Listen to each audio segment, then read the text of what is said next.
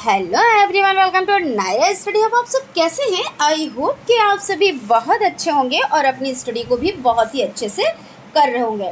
Friends, आज के video lecture में हम बात करने वाले हैं जो आपका सब्जेक्ट साइंस हो जाता है यानी कि विज्ञान।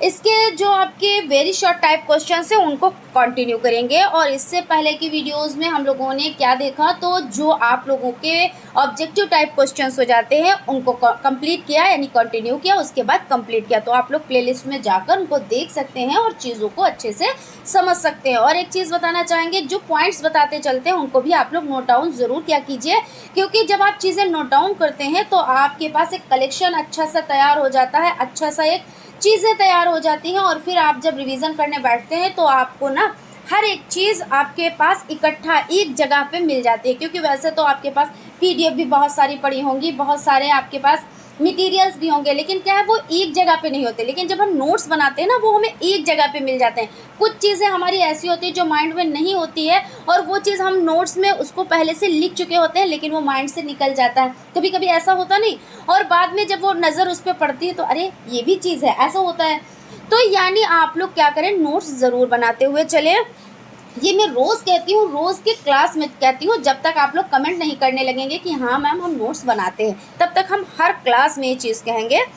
और फ्रेंड्स, हम लोग आगे बढ़ेंगे उससे पहले अगर अभी तक आप लोगों ने चैनल को सब्सक्राइब नहीं किया है और न्यू है तो चैनल को सब्सक्राइब कर लीजिएगा, बेल आइकन को प्रेस कर लीजिएगा, और चीज़ें अच्छी लगे और सेशन पसंद आए तो लाइक भी ज़रूर कीजिएगा। मैं ये नहीं कहती कि आप लाइक ज़रूर करें, अगर सेशन पसंद आए तो आप लोग लाइक करें, लेकिन हम आप लोगों के लिए इतनी मेहनत करते हैं और आप लोगों के लिए अच्छा कंटेंट लेकर आते हैं, चीज़ों को बड़ी डीप में समझाते हैं, तो भाई एक लाइक तो बनता ही है ना। तो चलिए हम लोग देख लेते हैं आज की सीरीज़ का फर्स्ट नंबर क्वेश्चन, वहाँ से स्टार्ट करते हैं। तो क्वेश्चन आपका हो जाता है, पौधे और जंतुओं की बीच की कड़ी का नाम लिखिए। तो ये देखिए, हम लोग जब ऑब्जेक्टिव टाइप क्वेश्चंस देख रहे थे तो वहाँ पे ये क्वेश्चन आया था, यानी देख लीजिए कितना इंपॉर्टेंट है कि ऑब्जेक्टिव में भी वही क्वेश्चन पूछ लिया गया, उसके बाद फिर से किसने पूछ लिया गया, आपका वेरी शॉर्ट में भी पूछ लिया गया। कुछ क्वेश्चन ऐसे होते हैं, यानी हमको क्या करना है, उनको अच्छे से पढ़ना है, क्योंकि हो सकता है ऑब्जेक्टिव टाइप इस बार पूछे, अगली बार वही वेरी शॉर्ट में बन जाए। इस बार अगर वेरी शॉर्ट में बने हैं तो हो सकता है शॉर्ट में बन जाए। यानी क्या है, चीज़ें हमें क्या कैसे पढ़नी है, तो डीपली पढ़नी है और अच्छे से पढ़नी है। तो चलते हैं देखते हैं। तो पौधों और जंतुओं के बीच की कड़ी का नाम युगलीना हो जाता है। और युगलीना की अगर बात की जाए तो ये एक सूक्ष्म जीव है। कैसा? बहुत, जैसे कहते हैं ना कि कोई जीव ऐसे होते हैं जो सूक्ष्मदर्शी से ही दिखते हैं, बहुत छोटे होते हैं, तो ये सूक्ष्म जीव है जिसमें पौधे और जंतुओं दोनों के गुण होते हैं। अगर इसके बारे में हम इसको हम देखना चाहें तो हम कैसे देख सकते हैं, इसके जो पार्ट्स हैं उनको कैसे देख सकते हैं, तो सूक्ष्मदर्शी से देख सकते हैं, क्योंकि ये सूक्ष्म जीव है ना। इसमें क्लोरोफिल होता है, क्लोरोफिल और किस में होता है, तो पौधों में होता है ना। और युगलीना में भी क्लोरोफिल है। यानी इससे क्या पता चलता है, इससे ये पता चलता है कि ये प्रकाश संश्लेषण के जरिए अपना भोजन बनाती है। और प्रकाश संश्लेषण के जरिए कैसे, तो जो सूर्य का प्रकाश है, तो सूर्य के प्रकाश में ये अपना भोजन स्वयं बना लेते हैं, यानी ये उत्पादक हुआ, यानी ये उत्पादक हो गया। और उत्पादक के ये गुण है कि अपना भोजन सूर्य के प्रकाश में बना लेते हैं। और जो उपभोक्ता होते हैं वो अपना भोजन सूर्य के प्रकाश में डायरेक्ट नहीं बना पाते, क्योंकि भाई सूर्य ऐसा तो है नहीं, बंटवारा तो है नहीं, दीवार तो बनी हुई नहीं है, कोई लाइन तो बनी हुई नहीं है कि पौधों को सूर्य की रोशनी मिलेगी और जीव जंतुओं को नहीं मिलेगी। लेकिन क्या है, जीव जंतु अपना भोजन नहीं बना पाते हैं, वो दूसरों पर निर्भर होते हैं, और पौधे क्या करते हैं, वो सूर्य के प्रकाश में डायरेक्ट भोजन बना लेते हैं। तो बस यही हाल युगलीना का भी है। तो इसमें क्या है, दोनों के गुण पाए जाते हैं। आई होप आप लोग समझ गए होंगे, अच्छे से समझ गए होंगे। अगर आप शॉर्ट में भी आ जाता है तब भी आप अच्छे से एक्सप्लेन करके चीज़ों को लिख लेंगे, है ना। इतनी तो उम्मीद मैं रख सकती हूँ आप लोगों से। अब हम चलते हैं अगले क्वेश्चन की तरफ। क्वेश्चन आपका जो हो जाता है नेक्स्ट, कौन सा पिरामिड सदैव सीधा होता है। तो सदैव सीधा, देखिए एक पिरामिड कैसा होता है, तो एक पिरामिड आपका इस तरह से होता है। यहाँ पे देखिए थोड़ा सा जूम हो गया, कोई बात नहीं, इसको हम सही किए देते हैं। देखिए आपका एक पिरामिड होता है इस तरह से, है ना, और आपका ऐसा भी पिरामिड होता है। तो आपका जो ऊर्जा का पिरामिड हो जाता है वो कैसा बनता है, तो सदैव सीधा बनता है। जैसे देखिए हम आपको बताते हैं, ये यहाँ पे आपका हो गया जो ऊर्जा का पिरामिड है। यहाँ पे ये घास फूस, हरे पेड़ पौधे ये सब हो जाते हैं। क्या हो जाते हैं? तो हरे पेड़ पौधे हो जाते हैं, ठीक है। और उसके बाद क्या हो जाता है? जैसे इनको कौन खाता है? तो हरे जो पेड़ पौधे हैं, घास है, इन सब चीज़ों को क्या, जैसे टिड्डे ने खाया। इसमें देखिए ऐसा नहीं है, ये शर्त नहीं है, हम इस पर भी डिस्कस करेंगे, पहले आप इसको समझ ले। देखिए यहाँ पे टिड्डा है, टिड्डा, ठीक है, टिड्डा हो गया। तो हरे पेड़ पौधे, और उसके बाद हरे पेड़ पौधों को किसने खाया? तो टिड्डे ने खाया। और टिड्डे को किसने खाया? तो टिड्डे को खाया मेढक ने, ठीक है, मेढक हो गया। और उसके बाद क्या हुआ? मेढक ने खाया, और उसके बाद इस मेढक को किसने खाया? तो इस मेढक को खाया सांप ने खाया, है ना। तो इस तरह से ये आपका पिरामिड बन जाता है। और अगर हम बात करें, अब आप कहोगे कि मैम आपने हमें ऊर्जा का जो पिरामिड होता है वो सीधा होता है, तो आपने हमें ये सीधा पिरामिड तो बता दिया, लेकिन अगर इस बार ऐसा आ गया एग्ज़ाम में कि ये उल्टा पिरामिड आ गया, अब हम क्या करेंगे? तो आप लोग टेंशन बिल्कुल ना लें, क्योंकि अगर हम एक क्वेश्चन पढ़ रहे हैं तो वहाँ पे हमारे 2 से 3 4 क्वेश्चन तैयार हो जाते हैं। हम इस तरह से चीज़ों को समझते हैं। तो आपका ये हो जाता है। तो सबसे पहले जो आपका ये हो जाता है उल्टा पिरामिड, ये कौन सा होता है? तो ये उल्टा पिरामिड हो जाता है। तो ये कहाँ पे बनता है, कैसे बनता है? तो जलीय पारिस्थितिकी में बनता है, यानी जो जल में बनता है ना। तो इसमें सबसे पहले क्या होता है? जो सबसे पहला भाग होता है तो आपका हो जाता है फिटोप्लांक्टन। तो यहाँ पे हम लिख देते हैं। तो आप कहोगे कि मैम समझ नहीं आया, तो हम कहेंगे नहीं, हम लिख के आपको बताएंगे। फेटो और आपका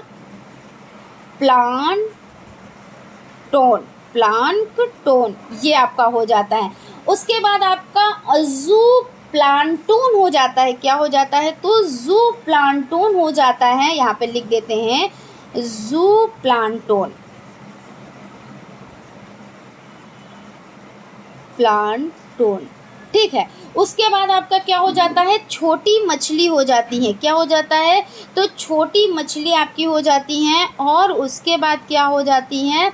छोटी मछली के बाद फिर आपकी बड़ी मछली हो जाती है। और बड़ी मछली जैसे शार्क आपकी हो गई। तो इस तरह से आपका हो जाता है। ये कौन सा है? तो जलीय है। तो अगर हम पहले हम इसके बारे में जो क्वेश्चन पूछा गया उसके बारे में हम अगर और बात करें थोड़ी सी डीप में, तो जो ऊर्जा का पिरामिड होता है वो कैसा होता है? जैसे पेड़ पौधे हैं, ठीक है, तो पेड़ पौधों को टिड्डे ने खाया। तो आप क्या समझते हो कि जितनी एनर्जी पेड़ पौधों में थी वो सारी एनर्जी किसको मिल गई? टिड्डे को मिल गई। तो ऐसा बिल्कुल भी नहीं है। जब एनर्जी मिलती है, क्योंकि ऐसा भी क्वेश्चन बन जाता है कि कितने % एनर्जी जाती है एक स्तर से दूसरे स्तर तक, जो ऊर्जा होती है वो कितने प्रतिशत तक जाती है।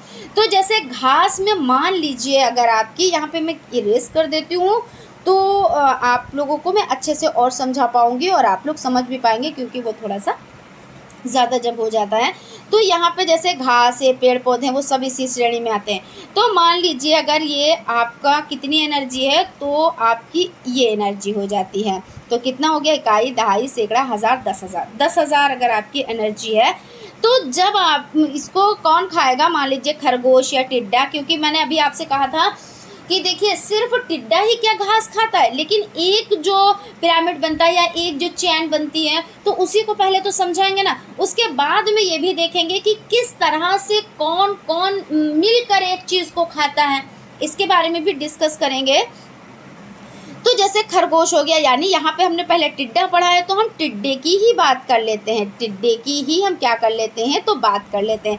अब इसके पास जब एनर्जी गई तो कितनी गई? यानी 10% इसमें कितनी कम हो गई? कितनी हो गई? कम हो गई। यानी यहाँ पे था इकाई, दहाई, सैकड़ा, हज़ार, 10,000।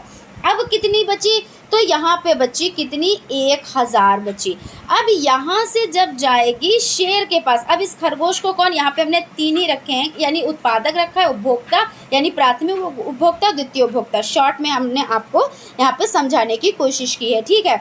यहाँ पे भी 10% इसका चला जाता है। कितना चला जाता है? तो 10% चला जाता है। अब 1,000 थी तो कितना बचा? तो 100 बची।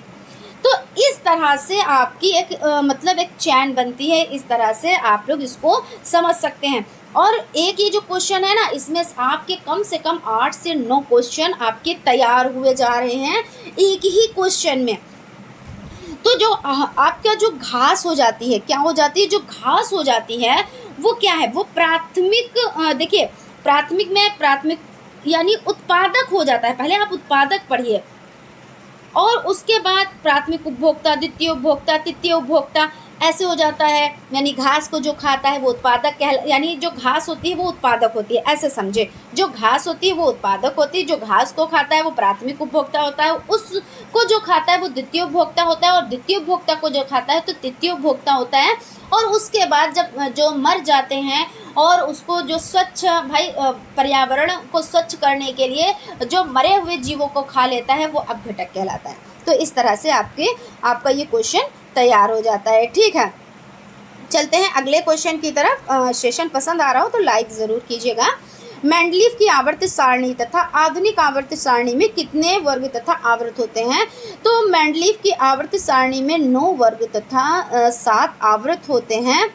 और उसके बाद सर्वाहारी जंतु किसे कहते हैं? तो सर्वाहारी का मतलब क्या होता है? सर्व यानी सभी कुछ खा लेते हैं, जो सभी कुछ खा लेते हैं, यानी जो घास, साग, सब्जी, मांस, मच्छी सभी कुछ खा लेते हैं वो सर्वाहारी कहलाते हैं। इसमें कौन आते हैं? तो इसमें जो मनुष्य होता है वो ज़्यादातर, जो मनुष्य होते हैं वो ज़्यादातर सभी चीज़ें खा लेते हैं। देखिए, फल भी खा लेते हैं, साग सब्जी भी खा लेते हैं, दालें भी खा लेते हैं, चावल भी खाते हैं, मांस भी खाते हैं, मछली भी खाते हैं, अंडे भी खाते हैं, यानी हर एक चीज़।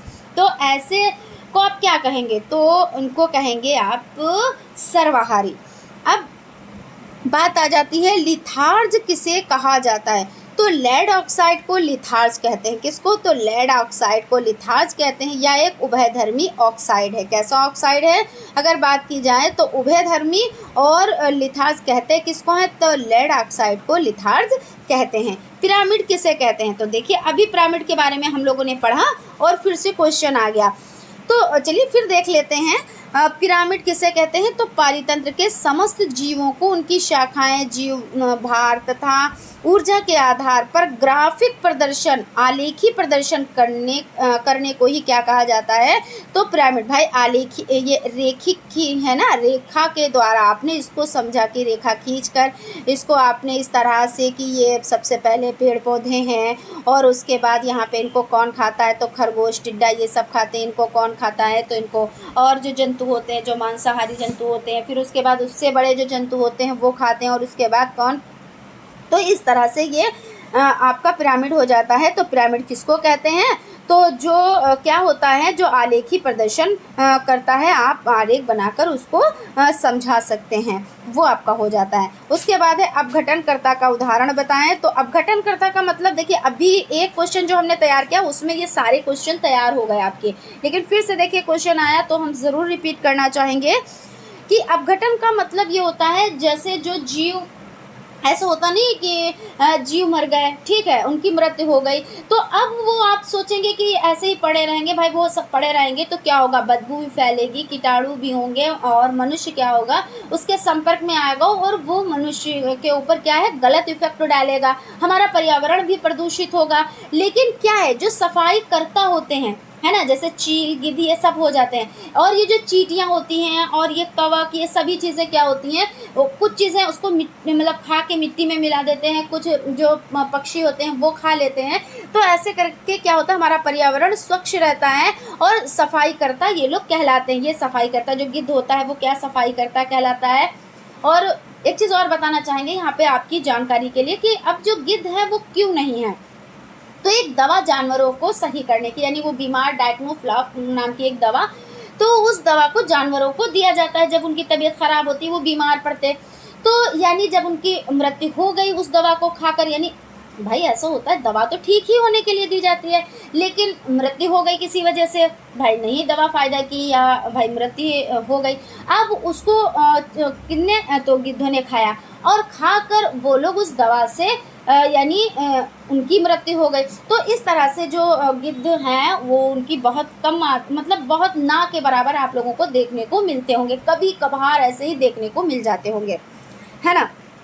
तो अपघटनकर्ता आप समझ गए ना आप, जो सड़े गले मतलब होता है, जो जैसे किसी की दुर्घटना से मृत्यु हो जाती है, कोई मनुष्य है तो भाई क्या होता है कि भाई ट्रेन से कोई कट जाता है या ऐसा होता है, कोई लावारसी में हो जाता है, तो इस तरह से क्या होता है, तो उनको क्या होते हैं ये सब खा कर और ख़त्म कर देते हैं, यानी ये सफाई कर देते हैं।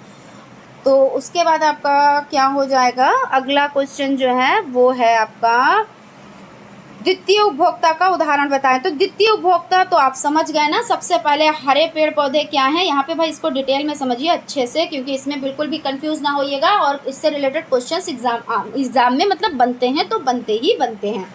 तो ये तो हो गया उत्पादक, ये चीज़ ध्यान में रखिएगा। उत्पादक, जो उत्पादक होते हैं वो हरे पेड़ पौधे होते हैं, तो इनको तो आप बिल्कुल ऐसे ही कर दीजिए कि ये उत्पादक है, पौधों से हमारा यहाँ पे मतलब नहीं है। अब उपभोक्ता, तो उपभोक्ता जो हो जाता है, क्या हो जाता है, उपभोक्ता जो है वो देखिए यहाँ पे कई श्रेणियों में बांटा गया, प्राथमिक उपभोक्ता, द्वितीय उपभोक्ता, तृतीय उपभोक्ता, उच्च उपभोक्ता, कहीं कहीं पे आपको चैन दे दी जाएगी, वहाँ पे उच्च उपभोक्ता भी लिखा हुआ होगा, कहीं कहीं पे प्रथम और द्वितीय तृतीय ही लिखा होगा, यानी आपकी यहाँ पे समझ जो होती है वो सबसे ज़्यादा समझ यहाँ पे विकसित होनी चाहिए। समझ आपकी क्या होनी चाहिए, आपको उसके बारे में नॉलेज होनी चाहिए कि हाँ आपकी जो समझ है वो अच्छे से कार्य कर रही है, कहने का मतलब ये हो जाता है यहाँ पे। तो उपभोक्ता जो होता है, तो द्वितीय उपभोक्ता क्या होता है, तो प्राथमिक उपभोक्ता जो इन पेड़ पौधों को खाता है, तो ये प्राथमिक हो गया। अब इसको जो खाएगा वो द्वितीय में आएगा, है ना, तो जो पौधों को खाए वो प्राथमिक में आए, और जो पौधों को खाकर और जिसने पौधों को खाया है वो किस में आएगा, वो द्वितीय में आएगा, है ना। तो इस तरह से मेंढक हो जाता है। समझ में आ गया ना, कहीं पे कोई डाउट कन्फ्यूज़न तो नहीं है, और ऐसा भी तो नहीं है कि मैं स्पीड में चीज़ों को मतलब बता रही हूँ या स्लो बता रही हूँ। तो आप लोग कमेंट कीजिएगा कि भाई मैम आप बहुत ज़्यादा स्पीड में बता रही हैं, थोड़ा स्लो बताएं, या स्लो बता रही है स्पीड में बताएं, मतलब जो भी चीज़ है आप लोग अपना जो भी सजेशन हो वो आप लोग रखा ज़रूर कीजिएगा, क्योंकि क्या होता है कि जब आप लोग अपनी बात को रखते हैं तो हमको भी ये होता है कि हाँ आप लोग दिलचस्पी ले रहे हैं, अच्छे से चीज़ों को पढ़ रहे हैं, अगर कोई दिक्कत आ रही है तो उसके बारे में हमें बता रहे हैं, ठीक है। उसके बाद आपका हो जाता है उपभोक्ता किसे कहते हैं, और उदाहरण से समझाएं। तो उपभोक्ता यानी उत्पादक अभी बताया, हरे पेड़ पौधे, और उपभोक्ता जो उनको खाते हैं, तो उसमें 3 तरह के होते हैं, प्रथम द्वितीय तृतीय, तो इस तरह से, और कहीं कहीं पे उच्च भी होता है। तो उपभोक्ता वे होते हैं जो उत्पादक द्वारा बनाए गए भोज्य पदार्थों का उपयोग करते हैं, जैसे मेढक, टिड्डा, खरगोश, सर्प आदि। और जैसा कि हमने आपको बताया कि हरे पेड़ पौधे सूर्य के प्रकाश में अपना भोजन बनाते हैं, और जो हम लोग हैं कि आप सूर्य का प्रकाश तो हमें बराबर मिलता है ना, लेकिन अपना भोजन स्वयं तो नहीं बना पाते हैं, किसी ना किसी पर हम लोग क्या करते हैं, निर्भर रहते हैं, और हम लोग क्या कहलाते हैं, सर्वाहारी कहलाते हैं, क्योंकि मनुष्य ज़्यादातर तो सर्वाहारी ही होता है, शाकाहारी बहुत कम लोग ना के बराबर, या मान लीजिए हैं भाई 10%, 20%, 30%, लेकिन ज़्यादातर मनुष्य क्या होते हैं, सर्वाहारी होते हैं। आपको पता है वो चींटी से लगाकर हाथी तक का सेवन कर जाते हैं। कहीं कहीं पे देखिए लाल चींटी की चटनी, तो कहीं पे सांप का बना हुआ व्यंजन, है ना। तो इस तरह से मतलब सभी चीज़ मनुष्य क्या करता है, खा लेता है, मतलब कहीं कहीं पे खाया जाता है सांप का बना हुआ भोजन। बाकी कैसा लगा सोचकर अजीब सा लगा ना, लेकिन है जो सच्चाई है वो तो भाई हम लोगों को तो पढ़नी है, तो थोड़ी देर के लिए तो अजीब सा हो जाता है ना, सारे रोंगटे ना खड़े हो जाते हैं। और उपभोक्ता को मुख्यतः कितनी श्रेणी में बांटा गया है, नाम बताएं। तो उपभोक्ता को देखिए, प्राथमिक उपभोक्ता, द्वितीय उपभोक्ता, तृतीय उपभोक्ता और उच्चतम उपभोक्ता। तो प्राथमिक उपभोक्ता में कौन आता है, जो घास सब्जी, जैसे खरगोश हो गया। अब खरगोश को जिन्होंने खाया तो वो क्या कहलाते हैं, वो द्वितीय उपभोक्ता। अब छोटे जो जंतुओं को बड़े जंतु खाते हैं उनको क्या कहते हैं, तृतीय उपभोक्ता, और जब इनको भी खाते हैं तो वो उच्चतम उपभोक्ता कहलाते हैं। पर्यावरण से आपका क्या तात्पर्य, तो पर्यावरण होता क्या है, पर्यावरण का मतलब ये होता है, पहले हम इसको समझ लेते हैं कि पर्यावरण शब्द किससे बना है। तो पर्यावरण शब्द हिंदी के 2 शब्दों, किससे बना है, तो हिंदी के 2 शब्दों परि और किससे बना है, परि प्लस आवरण से बना हुआ है, ठीक है। किससे बना है, इससे भी पूछ लेते हैं, तो याद रखिएगा, परि प्लस आवरण से बना हुआ है। और परि का अर्थ होता है चारों तरफ। परि का मतलब क्या होता है, जैसे परी होती है ना, वो चारों तरफ घूम लेती है, तो ऐसे आप लोग ट्रिक से याद रख सकते हैं। तो चारों तरफ होता है, तो परी मतलब चारों तरफ अपनी छड़ी लेकर घूम रही है, तो चारों तरफ। और आवरण का मतलब क्या होता है, आवरण का मतलब होता है घेरा। क्या होता है, यानी जो चीज़ चारों तरफ से घेरी गई हो या घिरी हुई हो, उसी को क्या कहते हैं, पर्यावरण।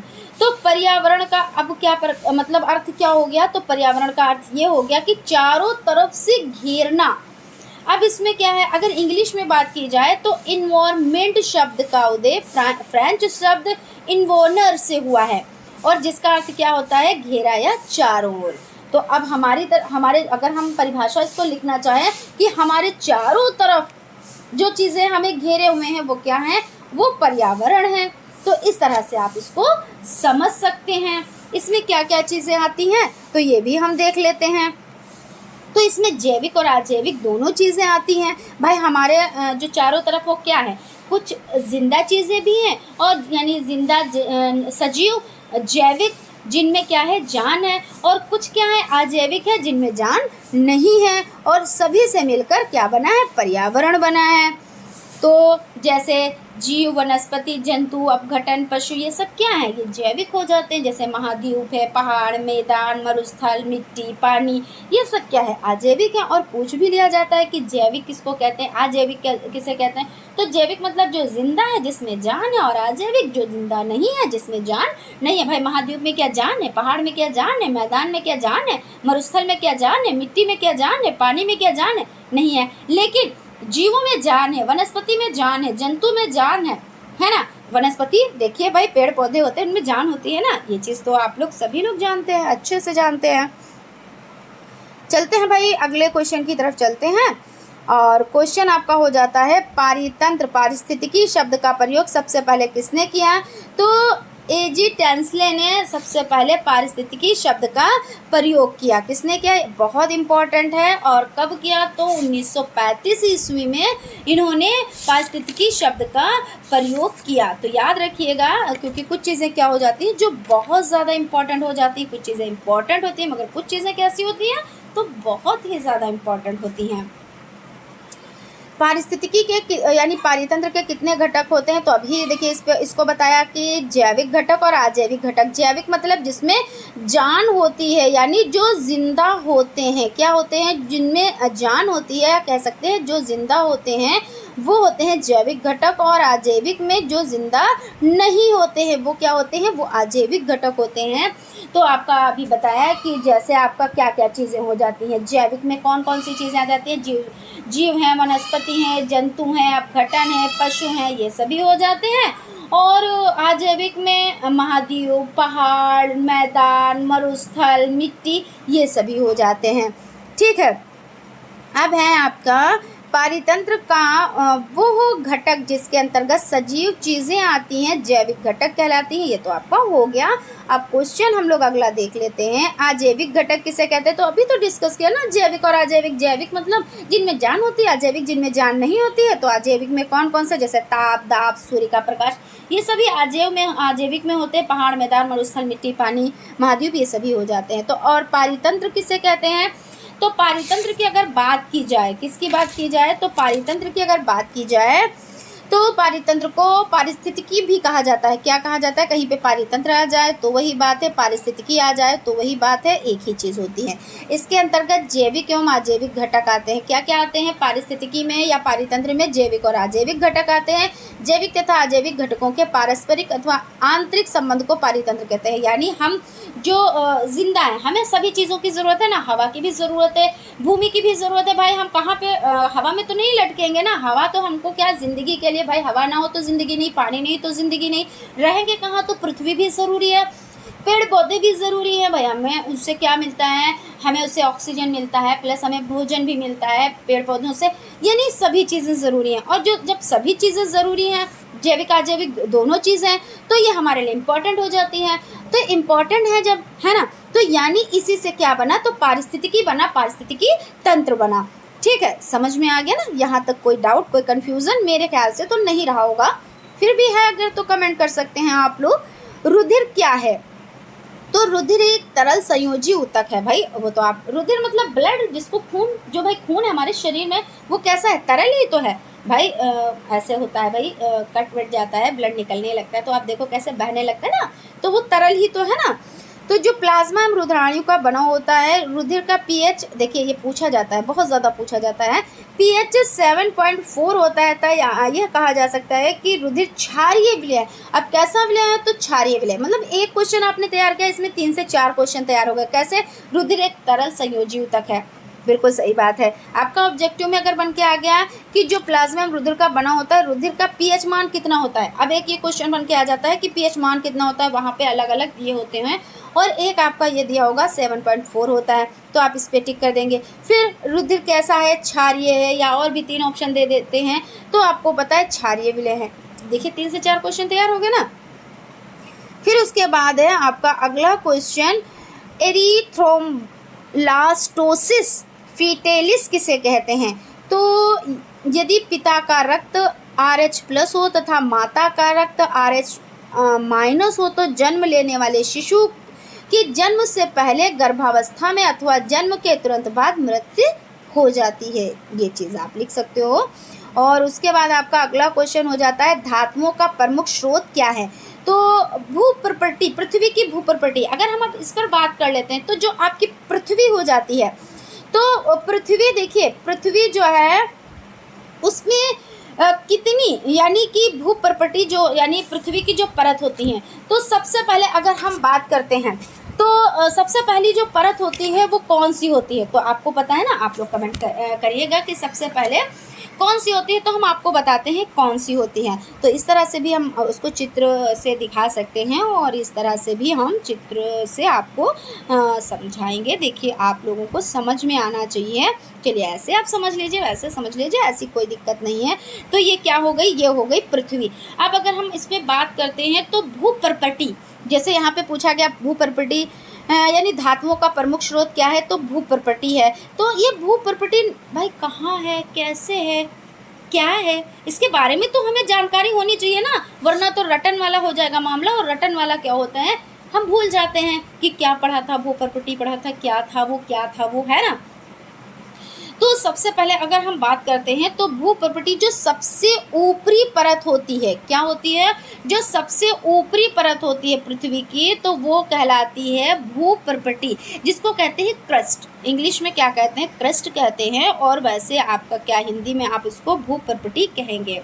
सेकंड में आपका क्या हो जाएगा, परवार हो जाएगा, जिसको आप क्या कहेंगे, परवार हो जाएगा, जिसको आप मेंटल कहेंगे। इंग्लिश में क्या कहेंगे, मेंटल कहेंगे। और तीसरी क्या हो जाती है, कोर हो जाती है। जैसे इंग्लिश में आप कोर कहेंगे और हिंदी में आप क्या कहेंगे, क्रोट कहेंगे, ठीक है ना। तो अब आपकी समझ में आ गया, जो पृथ्वी का जो सबसे ऊपरी हिस्सा वो भूप्रपट्टी कहलाता है, जो बीच का है वो परवार कहलाता है, और जो निचला है वो क्या कहलाता है, वो कोर या क्रोड कहलाता है। ठीक, यहाँ तक क्लियर हो गया। अब बात आती है कि धातुओं का प्रमुख स्रोत। तो ऐसा नहीं है कि ये खुदाई जो होती है तो बहुत गहराई तक होती है, बहुत ज़्यादा गहराई तक होती है, जितनी होती है ना वही बहुत गहरी हो जाती है ना।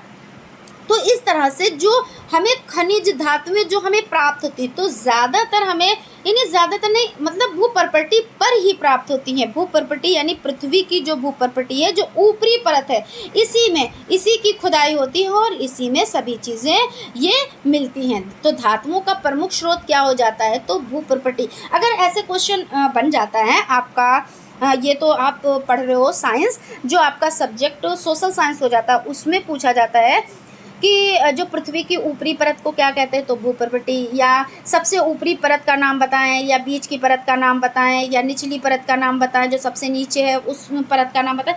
तो ऐसे करके आपका क्वेश्चन बन जाता है। तो अब आप लोग देखिए साइंस के भी क्वेश्चन आप तैयार कर रहे हैं, प्लस आपका देखिए सोशल साइंस का भी कई क्वेश्चन आपके तैयार हो गए, ठीक है। तो पढ़ाई ऐसे करें जिससे क्या हो, आप हर एक चीज़ की जानकारी आपके पास सिमट कर आ जाए, ऐसे हो आपकी तैयारी। वही तैयारी क्या होती है, वही तैयारी बेहतर मानी जाती है। बाकी पढ़ाई तो वो लोग भी कर लेते हैं जो 2 दिन में मॉडल पेपर देख के और लिख आते हैं, बाद में कहते हैं भाई कैसा पेपर हुआ, तो बोलते हैं अब पता नहीं, रिजल्ट आने पे पता चलेगा। और जो लोग पढ़ते हैं उनसे पूछा जाता है तो क्या कहते हैं, भाई मेरे तो इतने % पक्के हैं नंबर, और एक आध नंबर के ऊपर नीचे हो सकता है, बाकी वो भी चांस बहुत कम है, ऐसे तो कहते हैं ना। क्योंकि एक आध नंबर का ये हो जाता है भाई, कोई चीज़ जो चीज़ पढ़ी गई और वो मान्य है, क्योंकि आपका तो एनसीईआरटी बेस्ड है ना, तो एनसीईआरटी जो मानती है वही आपका होता है। तो इससे एक आध नंबर का हो जाता है, कहीं पे कन्फ्यूज़न हो जाती है, कहीं पे कोई डाउट रह जाता है, कुछ ऐसा हो जाता है। या एग्ज़ाम हॉल में गए और भाई आपके जितने क्वेश्चन आए उसमें एक आध क्वेश्चन में हमेशा ऐसा होता है, मैं ये नहीं कहती कि सारे क्वेश्चन आपको बिल्कुल, भाई कितना भी कोई बंदा हो, ऐसा भी हो, एक आध क्वेश्चन में ये रहता है कि अच्छा इसको सोच कर करेंगे, कि इसमें थोड़ा सा हमें क्या है, डाउट है ना।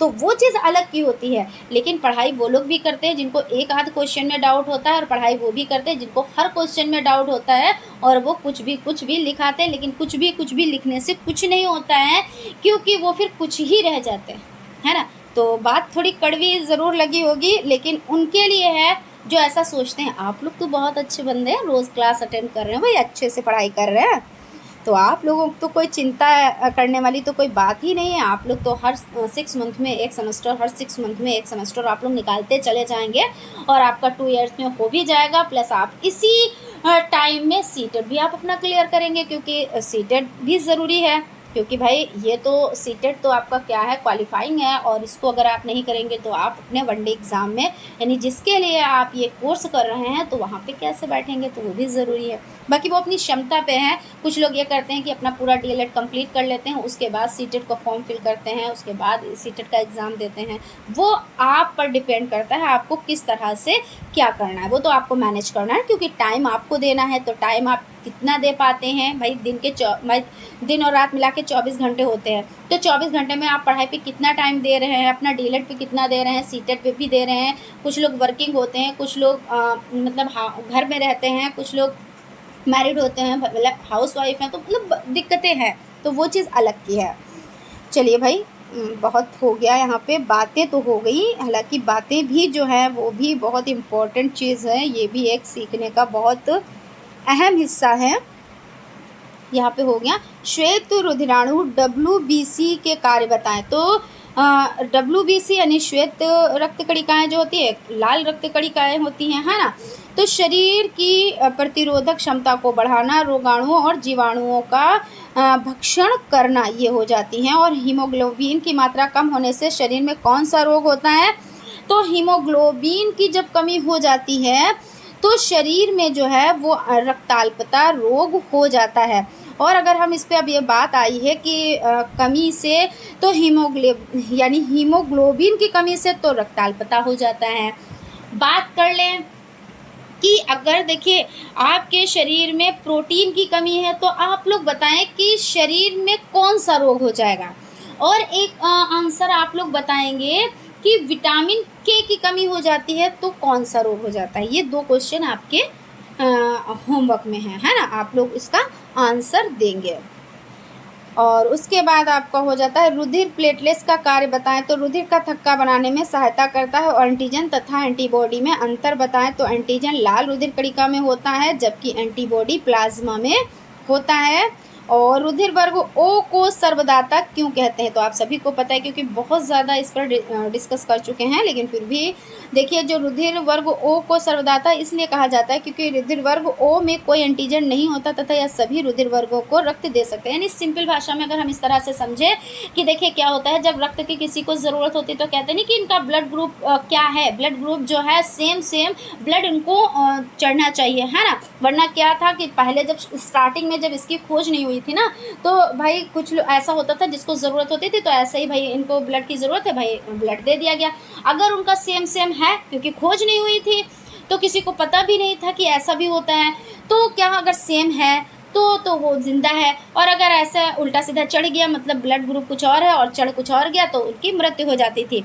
उसके बाद जब खोज हुई तो पता चला कि देखिए जो AB है, जो AB ग्रुप जिसका है, यानी AB अलग है और A अलग है और B अलग है और O अलग है, इस तरह से ब्लड ग्रुप है।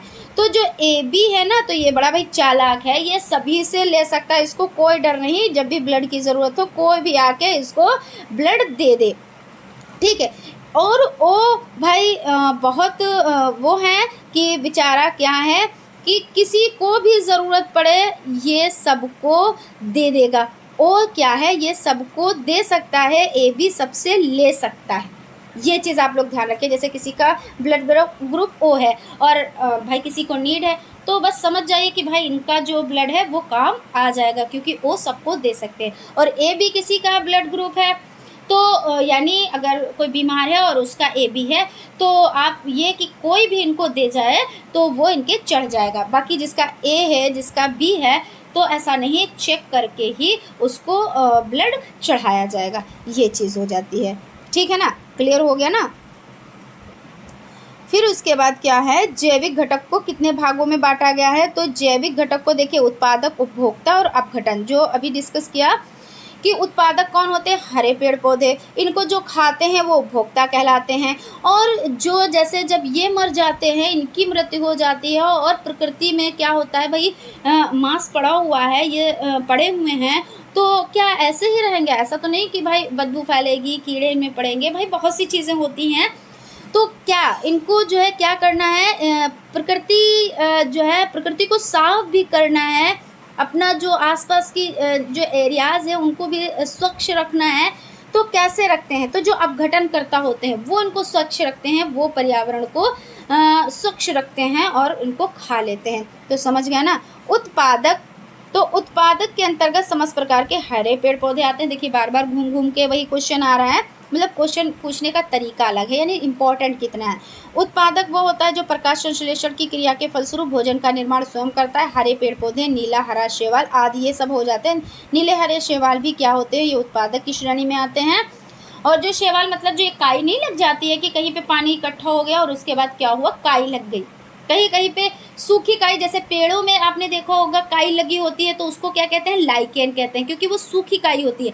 कहीं कहीं पे पानी भरा होता है और वो हरी हरी काई लग जाती है ना, तो वो क्या है, वो भी प्रकाश संश्लेषण की क्रिया में अपना भोजन बनाते हैं, यानी वो उत्पादक होते हैं। अगर आ जाए कि जो काई है जो ये, तो ये क्या है, तो ये क्या है, ये उत्पादक है। और लाइकेन क्या है, तो लाइकेन भी, क्योंकि वो पेड़ों में सूखी काई लग जाती है।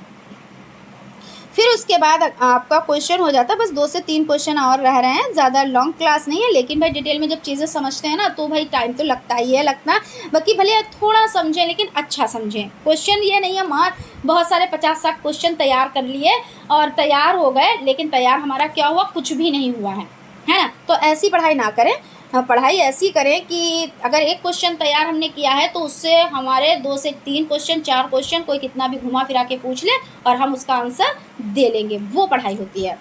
फिर उसके बाद है द्वितीयक उपभोक्ता से क्या आशय। तो द्वितीय उपभोक्ता तो आपको पता ही है कि भाई प्राथमिक उपभोक्ता जो घास को खाते हैं, जो सब्जी को खाते हैं, है ना, हरे पेड़ पौधों को खाते हैं। और द्वितीय उपभोक्ता वो होते हैं कि जो साग सब्जी को खाते हैं उनको खाते हैं, है ना, वो अपना भोजन प्राथमिक उपभोक्ता से प्राप्त करते हैं, जैसे टिड्डा, खरगोश ये हैं, और द्वितीय उपभोक्ता इनको खा जाता है, तो ये द्वितीय उपभोक्ता में आते हैं। इसके अंतर्गत मांसाहारी जीव आते हैं, जैसे भेड़िया, बिल्ली, मेढक, ये सब हो जाते हैं। तृतीय उपभोक्ता किसे कहते हैं। अब तृतीय उपभोक्ता तो बड़ी सिंपल बात है भाई, उत्पादक हैं हरे पेड़ पौधे, उसके बाद प्राथमिक उपभोक्ता ने इनको खाया, जैसे टिड्डा हो गया, खरगोश हो गया, इनको खाया पेड़ पौधों को। अब इनको कौन खाएगा, तो द्वितीय उपभोक्ता खाएंगे, और द्वितीय उपभोक्ता को जो खाएगा वो तृतीय उपभोक्ता कहलाएगा। यानी छोटे जानवरों को बड़े जानवर खाएंगे, जैसे शेर हो जाता है, सर्प हो जाता है, और सर्प यानी सांप। और सांप के बारे में अगर बात करी जाए, अगर कोई सांप सिर्फ मांसाहारी जानवरों को खाता है तो उसे तृतीय उपभोक्ता की श्रेणी में रखा जाएगा। ये चीज़ भी आप लोग ध्यान रखिएगा, क्योंकि क्वेश्चन में क्या होता है, एक एक पॉइंट करके और गलत करवाने की बड़ी कोशिश की जाती है, क्योंकि एग्जामिनर भाई टेस्ट लेता है माइंड का, और माइंड का जब टेस्ट लेता है तो भाई क्या होता है कि चकमा खा जाता है, माइंड जो है वो चकमा खा जाता है, घूम जाता है। तो ध्यान रखिएगा। तो शेर, सर्प ये सभी हो जाते हैं। तो फ्रेंड्स यहाँ पे सेशन कंप्लीट होता है। आई होप आप लोगों को सेशन पसंद आया होगा, चीज़ें अच्छी लगी होंगी। अगर सेशन पसंद आया है, चीज़ें अच्छी लगी हैं, तो एक लाइक ज़रूर करें, क्योंकि एक लाइक तो बनता ही है भाई। और आप लोग चैनल को सब्सक्राइब कर लें अगर न्यू है। और आप लोग क्या क्या कीजिए कि भाई वीडियोस को ज़्यादा से ज़्यादा शेयर भी किया कीजिए, क्योंकि हमारी फैमिली बढ़ेगी, हमारा परिवार बढ़ेगा, और जितना ही परिवार बढ़ता है उतने ही हम क्या होते हैं, मजबूत होते हैं। क्योंकि जब परिवार बड़ा होता है तो ना लोग उससे क्या करते हैं, डरते हैं। जैसे कहते नहीं कि भाई परिवार हमारा बड़ा है, बहुत बड़ा है भाई, तो लोग कहेंगे भैया इनसे नहीं पंगा लेना, ये तो भाई इनके परिवार की तो बात ही अलग है, बहुत जन है इनके यहाँ। तो बस वही वाली बात हो जाती है कि अपना परिवार भी बढ़ेगा और अच्छे से, मतलब ये होता है कि अच्छी चीज़ होती है, जितना परिवार बढ़ेगा उतना मजबूत होंगे। और आज हम जहाँ पे है वो आप ही की बदौलत हैं, वरना आपके बिना हम कुछ भी नहीं हैं। तो आप लोग अपना यूँ ही साथ और अपना प्यार बनाए रखिएगा।